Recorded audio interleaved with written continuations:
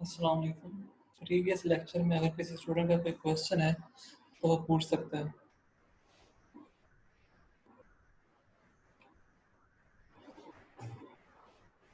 Last lecture में अगर किसी स्टूडेंट का कोई क्वेश्चन रहता है, किसी पॉइंट की समझ नहीं आई तो वो पूछ सकता है।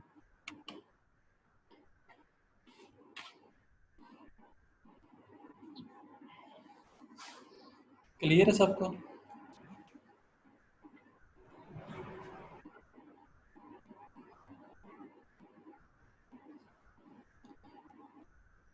वो नेट का प्रॉब्लम था मेरे पास और मैं कुछ मसरूफ़ भी था, इसलिए जल्दी अपलोड हो जाएंगे।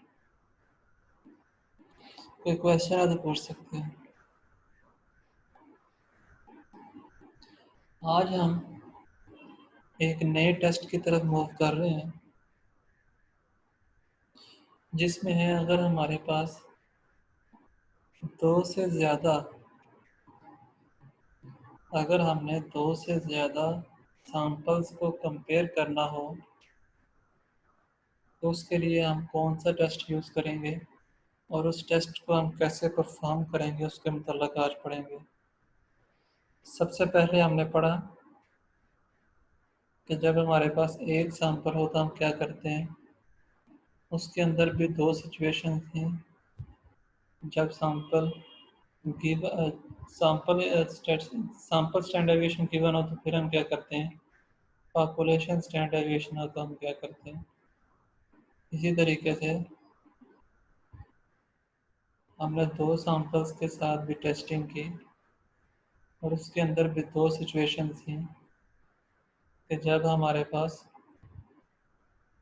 सैंपल स्टैंडर्ड डेविएशन गिवन हो और एन को हमने फोकस करना है तो इस सिचुएशन में हम कौन सा यूज़ करेंगे टेस्ट, उसके मतलब भी हमने पढ़ा। आज हम देखते हैं कि जब हमारे पास दो से ज़्यादा वेरिएबल हों, दो से ज़्यादा सैंपल हों, तो हम उसके लिए किस तरह से टेस्टिंग करते हैं। इस टेस्ट का नाम है एफ टेस्ट। ठीक है, इसका हाइपोथेसिस बिल्कुल सिंपल सा है। इसमें हमेशा जितने आपके सैंपल्स होंगे उस उतने आपने म्यूज़ लिख देने हैं। म्यू वन, अगर आपके पास 4 सैंपल्स हैं, mu one is equal to mu two is equal to mu three is equal to mu four. अगर आपके पास 6 सैंपल्स हैं तो plus is equal to mu five is equal to mu six तक ले जाएगा। जितने आपके पास सैंपल्स होंगे उतने आपने म्यूज़ को इक्वल कंसीडर कर देना है। इसमें लेस देन या ग्रेटर देन वाली सिचुएशन नहीं है, इसमें स्ट्रिक्टली इक्वल टू वाली कंडीशन ही होगी कि mu one is equal to mu two is equal to mu three is equal to mu four. In other word हमने ये जाहिर करना है कि तमाम मीन्स आपस में बराबर हैं। ठीक है, तो इसका अल्टरनेटिव क्या होगा। कोई से दो मीन इसमें डिफरेंट होंगे जो कि आपस में बराबर नहीं है। ये हमारा अल्टरनेटिव हाइपोथेसिस है। लेट्स सपोज म्यू वन और म्यू टू अगर बराबर नहीं है तो ये पूरी स्टेटमेंट गलत साबित हो जाएगी। ठीक है, तो इसका अल्टरनेटिव है at least two means are different.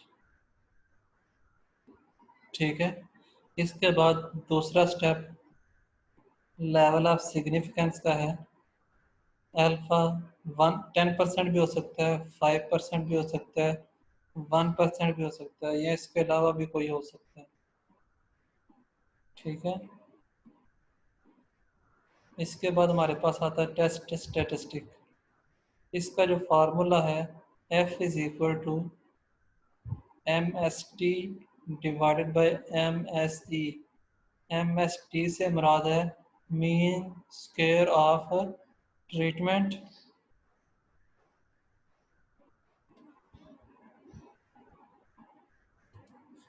Divided by mean square of error. ठीक है, mean square of treatment divided by mean square of error. ये हमने कैसे सॉल्व करना है, इसके लिए हमें ये जो नीचे टेबल मैंने बनाया है अनोवा टेबल से बोलते हैं, अनोवा टेबल। ठीक है, अनोवा टेबल इसे इसलिए बोलते हैं क्योंकि ये एनालिसिस ऑफ वेरिएंस इसका नाम है। एनालिसिस का एन आ गया ऑफ, और वेरिएंस का वी ए आ गया। एनालिसिस ऑफ वेरिएंस इसको अनोवा बोलते हैं। इस टेस्ट का दूसरा नाम अनोवा टेस्ट भी है, एफ टेस्ट भी से बोलते हैं और अनोवा टेस्ट भी इसी ही बोलते हैं। ठीक है, इसमें हमारे पास है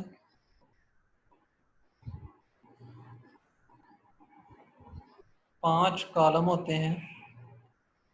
पहला कॉलम सोर्स ऑफ वेरिएशन के नेम से है।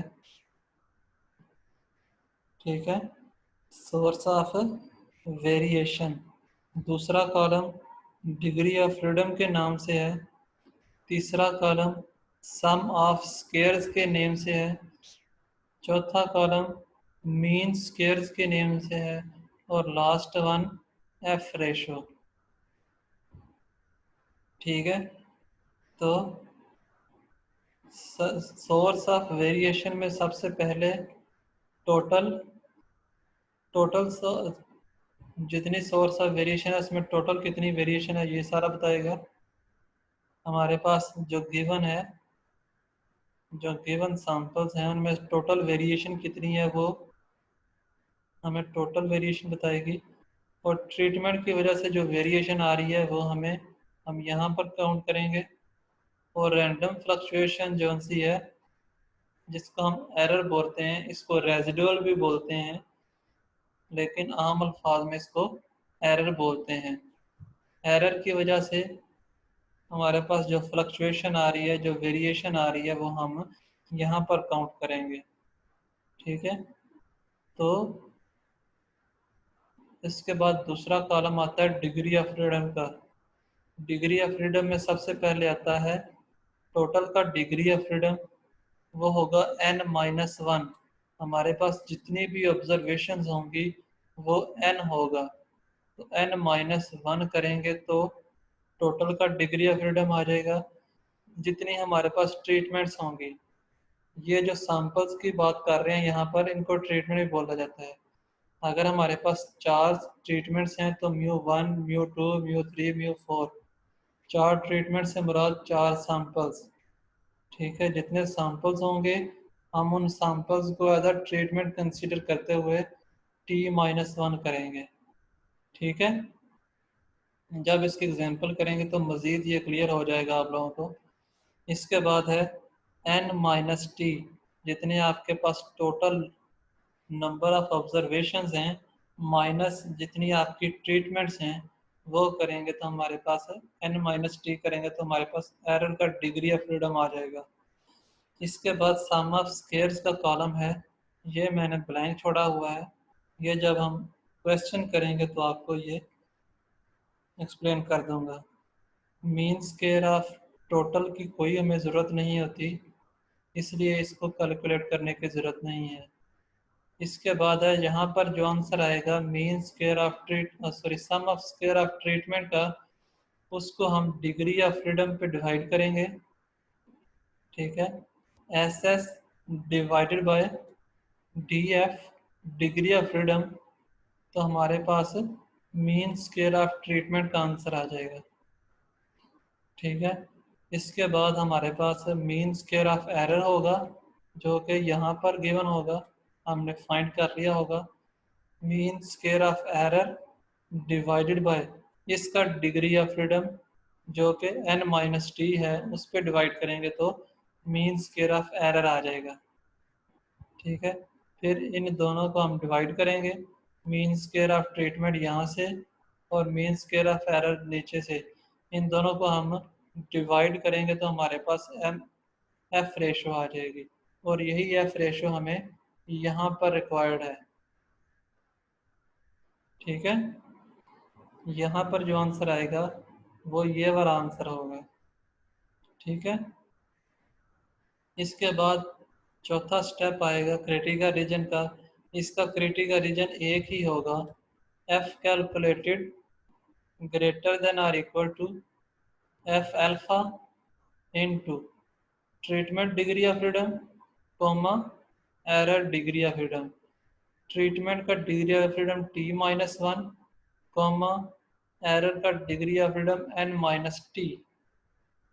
ये यहाँ पर पुट करेंगे तो फिर हम इसकी टेबल वैल्यू चेक करेंगे, तो उसके बाद हम कंक्लूड करेंगे कि रिजेक्ट करना है या डू नॉट रिजेक्ट करना है। तो उसकी सिचुएशन भी सेम पिछले वाले जो हमने टेस्ट पढ़े हैं उनसे उनसे मिलती जुलती है कि अगर ये कंडीशन सेटिस्फाइड होगी तो हम रिजेक्ट एच नॉट करेंगे, अगर ये कंडीशन सेटिस्फाइड नहीं है तो हम do not reject H not करेंगे।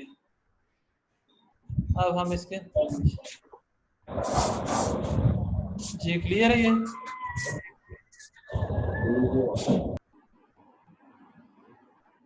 अगर किसी स्टूडेंट का कोई क्वेश्चन है, किसी पॉइंट की समझ नहीं आई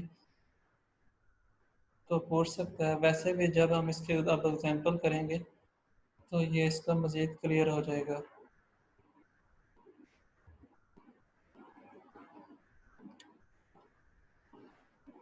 जी हमारे पास ये एग्जांपल है इसकी।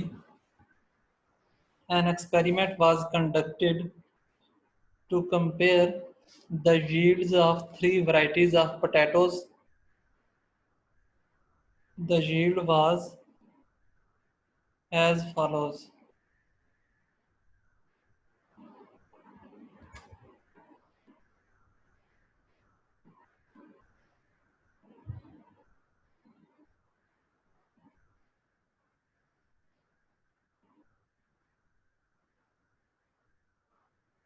ठीक है, हमारे पास तीन वैरायटीज़ हैं, वैरायटी ए, वैरायटी बी और वैरायटी सी। इनके पर हमारे पास वैरायटी ए के चार हमारे पास सैंपल्स है, दिस वन। इसी तरह से वैरायटी बी के भी हमारे पास चार वैल्यूज थी, चार सैंपल हैं। वैरायटी सी के भी चार सैंपल हैं, हमने इनका टोटल कर लिया। ठीक है, 86, 84 और 67। इसके बाद है test the hypothesis that the three varieties of potatoes are same in yielding capabilities. हमने इनकी कैपेबिलिटी चेक करनी है कि तीनों वैरायटीज से हमें सेम नंबर ऑफ यील्ड आती है, तीनों वैरायटीज से इक्वल नंबर ऑफ यील्ड आ रही है। इक्वल आ रही है तो हम इसका हाइपोथेसिस लिखेंगे एच नॉट म्यू वन, क्योंकि हमारे पास तीन वैरायटीज़ हैं ए बी सी, तो mu one is equal to mu two is equal to mu three. इसकी जगह पर आप mu A is equal to mu B is equal to mu C भी लिख सकते हो, ये आपके ऊपर डिपेंड करता है। Mu one mu two mu three भी ठीक है, mu A mu B mu C भी ठीक है। ठीक है, इसके बाद इसका अल्टरनेटिव हाइपोथेसिस है at least two means are different. इसके बाद लेवल ऑफ सिग्निफिकेंस, जैसा कि हमने प्रीवियस लेक्चर में पढ़ा कि अगर लेवल ऑफ सिग्निफिकेंस गिवन ना हो तो हम 0.05 यूज़ करेंगे।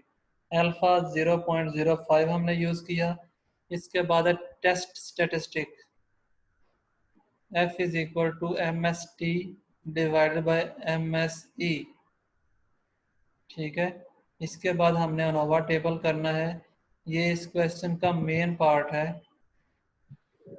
ठीक है, अनोवा टेबल इस क्वेश्चन का मेन पार्ट है।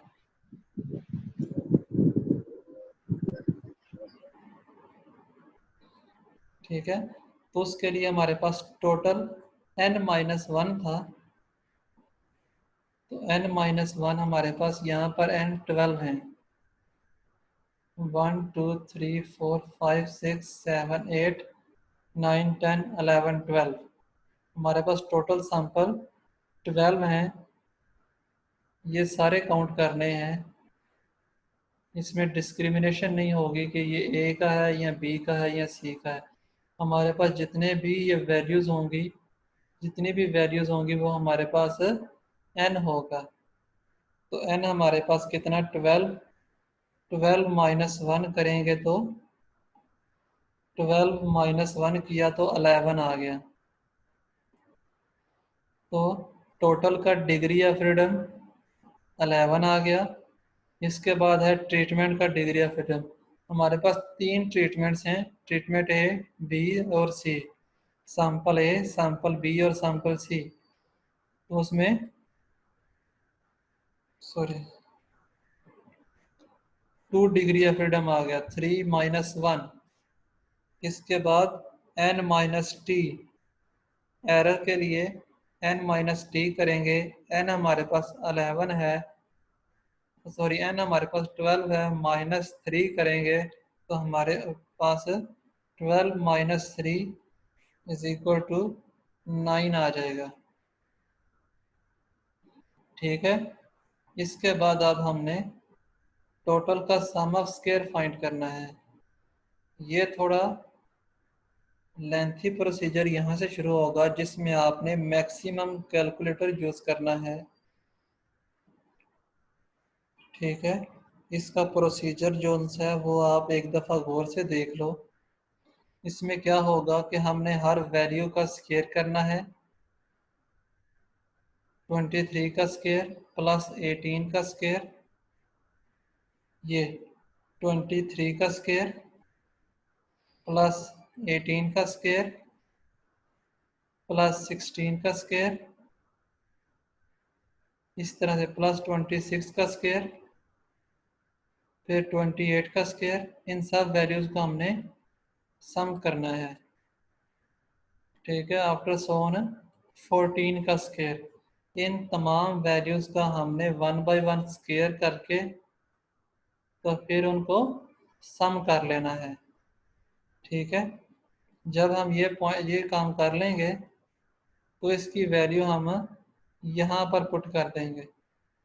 ये 23 का स्क्वायर प्लस 18 का स्क्वायर प्लस 16 का स्क्वायर प्लस सोन प्लस 14 का स्क्वायर। तो ये हमारे पास आंसर आ रहा है 4953। आप लोगों के पास 1 मिनट है, एक दफ़ा से ये खुद से कैलकुलेट करके देखो कि आपके पास 4953 आंसर आ रहा है या नहीं आ रहा। ये आपके पास वैल्यूज़ हैं। 23 का स्क्वायर, कैलकुलेटर पे 23 का स्क्वायर पुट करो, प्लस 18 का स्क्वायर प्लस 16 का स्क्वायर प्लस 26 का स्क्वायर प्लस 28 का स्क्वायर, 25 का स्क्वायर, 20 का स्क्वायर, 17 का स्क्वायर, 12 का स्क्वायर, 17 का स्क्वायर, 21 का स्क्वायर एंड लास्ट पे 14 का स्क्वायर। इन तमाम वैल्यूज़ को जब आप सम अप करोगे तो आपके पास आंसर आएगा 4953। 4953 आपके पास इसका आंसर आएगा।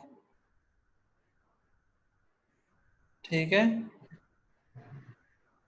आ गया सबका आंसर 4953। जस्ट 12 वैल्यूज हैं, उनका स्क्वायर करके आपने सम अप करना है।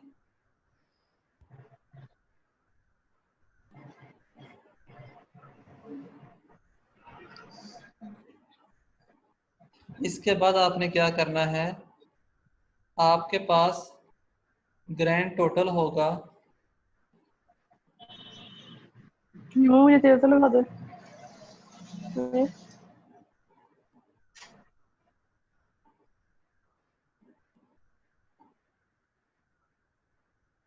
आपके पास जो वैरायटी 1 का सम आया 86 प्लस 84 वैरायटी बी का प्लस 67 वैरायटी सी का, इन सब को जब आप सम अप करोगे तो आपके पास एक ग्रैंड टोटल आ जाएगा जो कि है 237। 237। इसका क्या करना है, आपने 237 का स्क्वायर करना है डिवाइडेड बाय n, जो कि आपके पास यहाँ से आपको पता चला 12 है। तो डिवाइडेड बाय 12 करना है। ठीक है, 237 का स्क्वायर डिवाइडेड बाय 12। तो जब आप इस पोर्शन को सिर्फ सॉल्व करोगे 237 का स्क्वायर डिवाइडेड बाय 12, तो आपके पास आएगा 4680.75। ठीक है, तो फिर आपने इन दो वैल्यूज को माइनस कर देना है। 4953 माइनस 4680.75, तो आपके पास आंसर आ रहा है 272.25। 272.25, ये आपके पास जो आंसर आएगा इसको बोलते हैं टोटल सम ऑफ स्क्वायर्स। ये टोटल की रो है और ये सम ऑफ स्क्वायर का कॉलम है। तो यहाँ पर 272.25 आंसर आ जाएगा। ठीक है, 272.25, ये आपके पास टोटल सम ऑफ स्क्वायर का आंसर आ जाएगा 272.25। इसके बाद आपने ट्रीटमेंट का सम ऑफ स्क्वायर फाइंड करना है। तो उसका क्या होगा, जो आपके पास ट्रीटमेंट का टोटल आ रहा है, ट्रीटमेंट ए का टोटल आ रहा है, उसका स्क्वायर करना है और डिवाइड करना है जितनी वो वैल्यूज थी। इस तरह से ट्रीटमेंट बी का स्क्वायर करना है और डिवाइडेड बाय जितनी वैल्यूज थी। तो आप देखोगे ट्रीटमेंट ए में हमारे पास आंसर आ रहा है 86 का। 86 का स्क्वायर करेंगे डिवाइडेड बाय 1 2 3 4। 86 का स्क्वायर डिवाइडेड बाय 4 प्लस 84 का स्क्वायर डिवाइडेड बाय 4, 67 का स्क्वायर डिवाइडेड बाय 4, माइनस जो हमने पहले माइनस किया था, ये वाला portion grand total divided by n का, वो दोबारा से हम यहाँ पर माइनस करेंगे। वही वैल्यू हमने टोटल सम ऑफ स्क्वायर में से को यूज कर जब हमने फाइंड किया तो उस वक्त हमने माइनस की, वही वैल्यू हम ट्रीटमेंट सम ऑफ स्क्वायर या सम ऑफ स्क्वायर ऑफ ट्रीटमेंट के लिए फाइंड करने के लिए भी हम वही वैल्यू को माइनस करेंगे। 86 का स्क्वायर डिवाइडेड बाय 4, 84 का स्क्वायर डिवाइडेड बाय 4, 67 का स्क्वायर डिवाइडेड बाय 4, माइनस 237 का square this one divided by 12। ठीक है, इन तीन वैल्यूज को हम जब सिंप्लीफाई करेंगे तो हमारे पास आंसर आ रहा है 4735.25 माइनस 4680.75। ये हमने पीछे भी फाइंड किया था, यही वैल्यू हम यहाँ पर पुट करेंगे। जब हम इसको मज़ीद सिंप्लीफाई करेंगे तो हमारे पास sum of square of treatment का आंसर आ रहा है 54.5। 54.5 आंसर आ रहा है सम ऑफ स्क्वायर ऑफ ट्रीटमेंट का। तो ये हमने ट्रीटमेंट, ये सम ऑफ स्क्वायर वाला कॉलम, ये तो 54.5 यहाँ पर पुट कर देना है। ठीक है, जब हमारे पास टोटल का सम ऑफ स्क्वायर और ट्रीटमेंट का सम ऑफ स्क्वायर आ जाएगा तो हमने टोटल में से ट्रीटमेंट को माइनस कर देना है। टोटल का सम ऑफ स्क्वायर माइनस ट्रीटमेंट का सम ऑफ स्क्वायर, तो हमारे पास जो आंसर आएगा वो है 217.75। ठीक है, 272.25 माइनस 54.5 करेंगे तो हमारे पास 217.75 आंसर आएगा। ठीक है, जिनके पास कैलकुलेटर हैं उनके लिए, उनको चाहिए कि वो साथ साथ इसकी कैलकुलेशन करें, और जिनके पास नहीं है उनको चाहिए कि वो जल्दी से अपना कैलकुलेटर अरेंज कर लें, अदरवाइज उनके लिए बड़ा प्रॉब्लम होने वाला है। इसके बाद हमने मीन स्क्वायर ऑफ ट्रीटमेंट और mean square of error find करना है। मीन स्क्वायर ऑफ ट्रीटमेंट क्या होगा, 54.5 divided by degree of freedom जो कि 2 है, तो हमारे पास आंसर आएगा 27.25, 54.5 this one divided by 2 this one, तो हमारे पास आंसर आ रहा है 27.25। इसके बाद sum of square of error find करना है। 217.75 डिवाइडेड बाय 9 जो कि degree of freedom of error है, तो हमारे पास आंसर आएगा 24.19। ठीक है, तो अब हमने एफ रेशो फाइंड करनी है, तो उसके लिए 27 mean square of treatment divided by mean square of error 27.25 divided by 24.19। जब हम इस वैल्यू को इस वैल्यू में डिवाइड करेंगे तो हमारे पास आंसर आएगा 1.13। तो हमारे पास ये जो एफ स्टैटिस्टिक है, एफ कैलकुलेटेड है, इसका आंसर आया 1.13 जो कि हमने यहाँ पर फाइंड किया है। अभी तक अगर किसी स्टूडेंट का कोई भी क्वेश्चन है तो वो पूछ सकता है।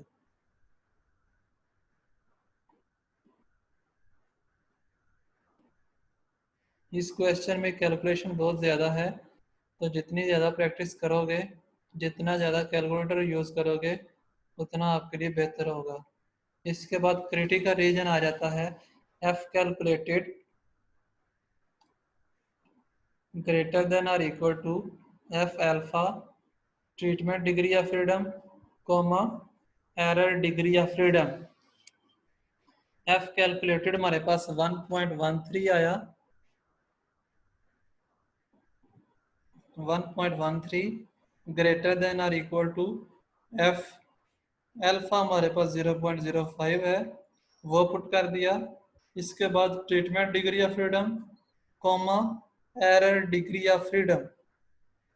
ठीक है, ट्रीटमेंट का डिग्री ऑफ फ्रीडम 2 था हमारे पास और एरर का डिग्री ऑफ फ्रीडम है 9। ट्रीटमेंट का डिग्री ऑफ फ्रीडम ये 2 है और एरर का डिग्री ऑफ फ्रीडम ये 9 है। ठीक है, ये वहाँ पे पुट कर देना है, तो हमारे पास इसका आंसर आएगा टेबल वैल्यू से। हम अब टेबल वैल्यू चेक करेंगे, ये मैं आपको प्रोवाइड कर दूंगा।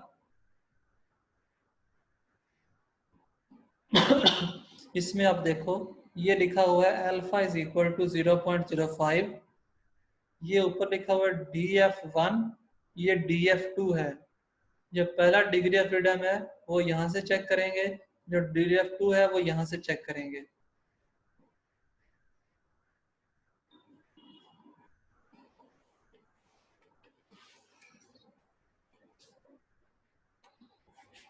ट्वेंटी 4.919 वाला स्टेप, ये कौन सा है?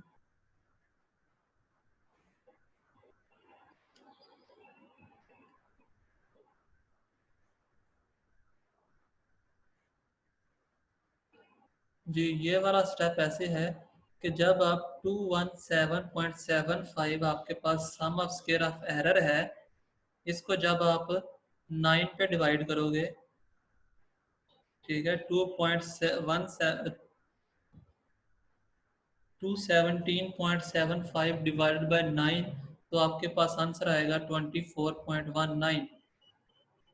ठीक है, इसके बाद आपके पास sum of mean square of treatment भी आ गया ये वाला, और मीन स्क्वायर ऑफ एरर भी आ गया।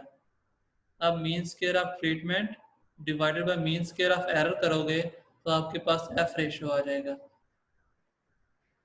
ठीक है, अब हमने इसको कंपेयर करना है टेबल वैल्यू से, तो हम टेबल वैल्यू चेक करने लगे थे।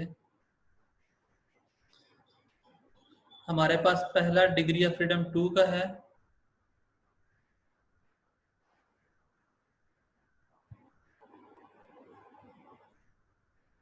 भाई बताया तो है कि मीन स्क्वायर ऑफ ट्रीटमेंट में हमारे पास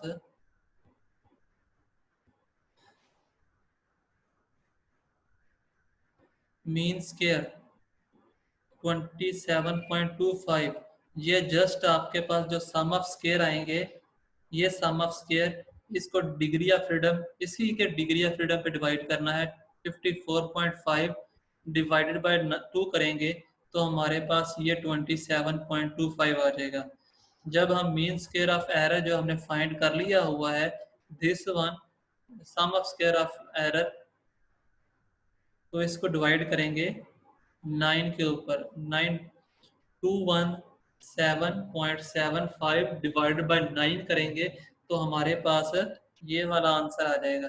दिस दिस वैल्यू, ये हो या ये वाली हो, इसको हमने, अगर ये वाली वैल्यू है डिवाइडेड बाय 2 करेंगे, अगर नीचे वाली है तो डिवाइडेड बाय 9 करेंगे, तो हमारे पास ये दो वैल्यूज आ जाएंगी। अब हमने इन दो वैल्यूज को डिवाइड करना है। 27.25 डिवाइडेड बाय 24.19, तो हमारे पास 1.13 आंसर आ जाएगा।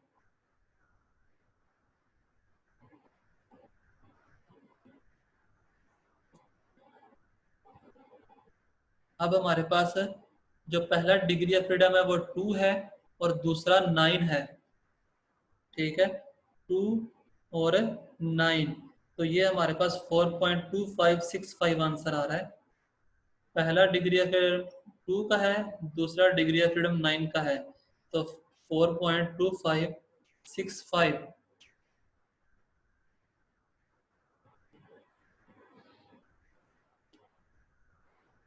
ये देखिए, पहला डिग्री ऑफ फ्रीडम हमारे पास 2 का था, दूसरा 9 का था, तो हमारे पास 4.2565 आंसर आ जाएगा।